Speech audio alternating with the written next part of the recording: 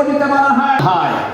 ইসলাম একটি ব্যাপক জীবন ব্যবস্থা, কমপ্লিট কোড অফ লাইফ, পূর্ণাঙ্গ জীবন ব্যবস্থা। মানুষের ভিতরে ইখতিলাফ আল্লাহর সৃষ্টির বৈশিষ্ট্য। ইন্না ফি ইখতিলাফিল লাইলি ওয়ান নাহার লাআয়াতিন লিউলিল আলবাব।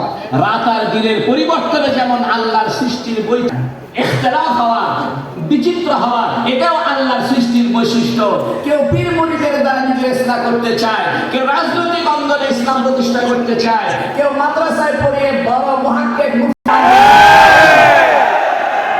এই বাংলার জমিন ওলিয়া উলিয়ার জমিন, এই বাংলার জমিন কওমি আলিয়ার ঐক্যের জমিন, এই জমিন তাবলীগ আর রাজনীতির ঐক্যের জমিন।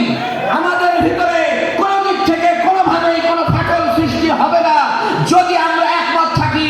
কোরআনুল কারীম আল্লাহ এটার নীতিমালা দিয়েছেন, তাআলাউ ইলা কালিমাতিন সাওয়াইন বাইনানা ওয়া বাইনাকুম।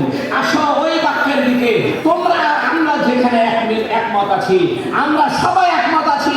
এদেশে ইসলামী হুকুমত চাই, এদেশে খেলাফত চাই, সংসদে কোরআন চাই, এদেশে ইসলামী আইন চাই। এটা জামাত ইসলামও চাই, তাবলীগও চাই, কওমিও চাই, আলিয়াও চাই, সবাই চাই। অতএব আমাদের ঐক্যে ফাটল ধরনের দুঃসাহস কারো হবে না ইনশাআল্লাহ। এজন্য আমাদেরকে দৃঢ় ভূমিকা রাখতে হবে। আমরা যেন আমাদের ওয়াজ মাহফিলগুলোতে মতভেদপূর্ণ বিষয়কে জনগণের ভিতরে ছড়িয়ে না দিই।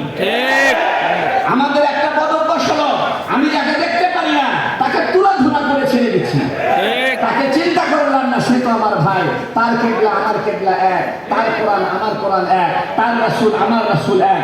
মতবিরোধ থাকতে পারে, এটা মাঠে ময়দানে জনগণকে বিভক্ত করার দিন শেষ হয়ে গেছে। এখন জনগণকে ঐক্যবদ্ধ করতে হবে।